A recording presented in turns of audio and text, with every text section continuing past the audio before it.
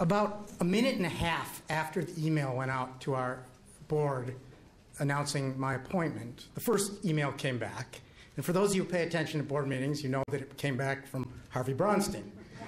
Harvey's email said, basically, I'm proud of you, I'll do whatever I can for you, but it's a pretty big challenge to fill Babe Ruth's shoes. So I stopped and think, and my knowledge of useless sports trivia came in handy at that moment, and it sort of got me through that moment, because I knew that the Yankees, with Babe Ruth in 16 years, won 4 World Series. The 16 years after Babe Ruth, they won 10 World Series. And the point here is not...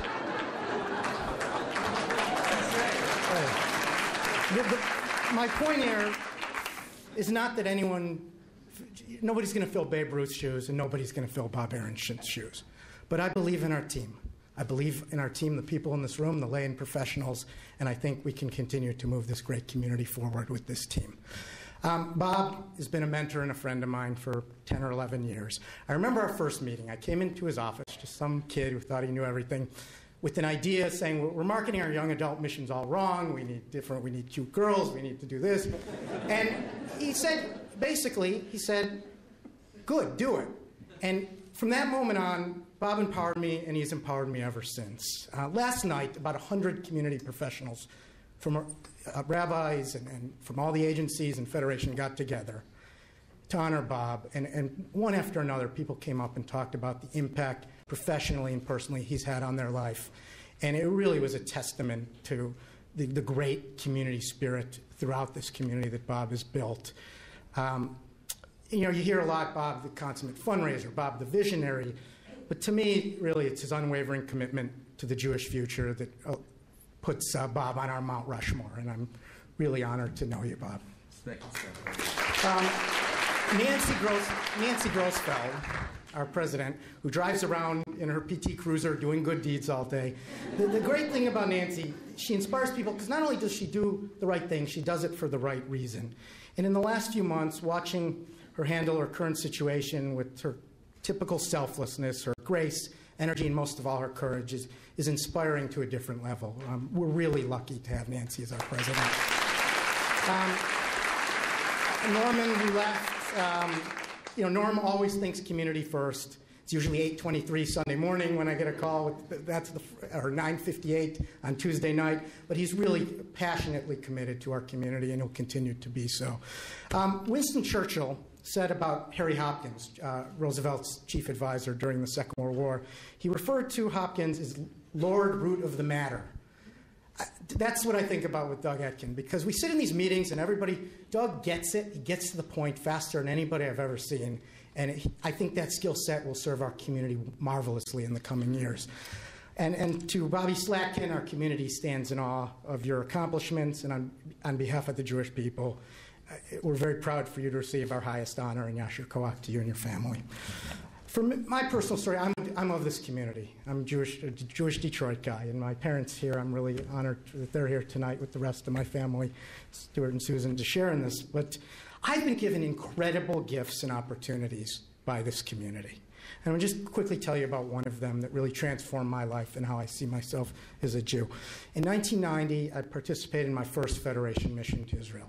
The prior week, I spent backpacking through Poland and visited on my first of 6 trips to Poland.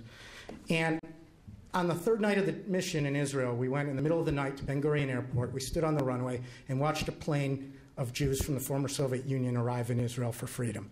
The imagery of the moment was almost identical to the pictures I saw at the museum in Auschwitz. Same looking people from the same towns from Europe, but the destination 50 years to the day was radically different. Instead of death, there was freedom. And I took 4 takeaways from that evening that really, I think, brought me to this moment. 1, the need of a strong state of Israel. 2, the need for an engaged and empowered American Jewish community like we have here in Detroit. 3, the sort of the Passover concept of when we were slaves in the land of Egypt. It was really the first time I ever felt we as it relates to my Judaism. And 4th, that I had a responsibility to participate in this. What's Federation? We have to do 3 things. We have to strengthen Jewish identity, build Jewish community, and grow Jewish philanthropy to help people in need. And we have to do all of them great. We don't have a choice, as Bob said. To me, Jewish is a team sport. Our team is the Jewish people, and since we stood together at Sinai, all of our best moments have been collective efforts of the Jewish people.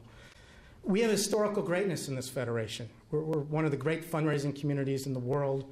We're as unified as any Jewish community in North America, and we have a connection to Israel that's second to none.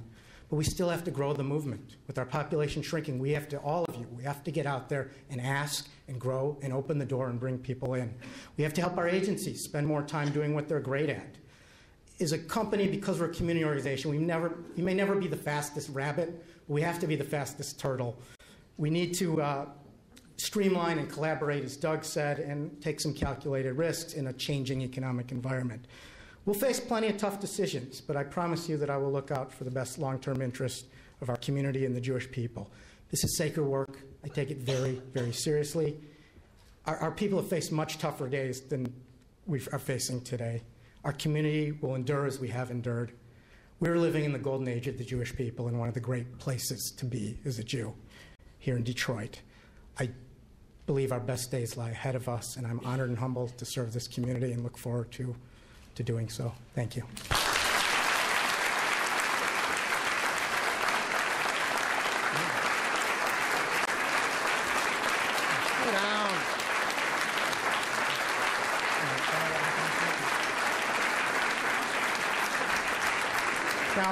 Now, because Jewish law says you have to introduce the person who introduces the person, I'm going to move on to the Butzel presentation.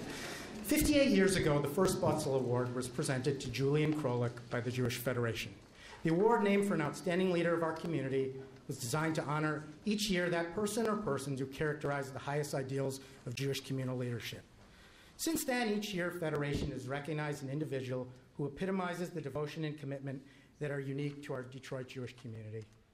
It gives me great pleasure to introduce to you Michael Madden to present the 2009 Fred M. Butzel Award to Robert Slatkin.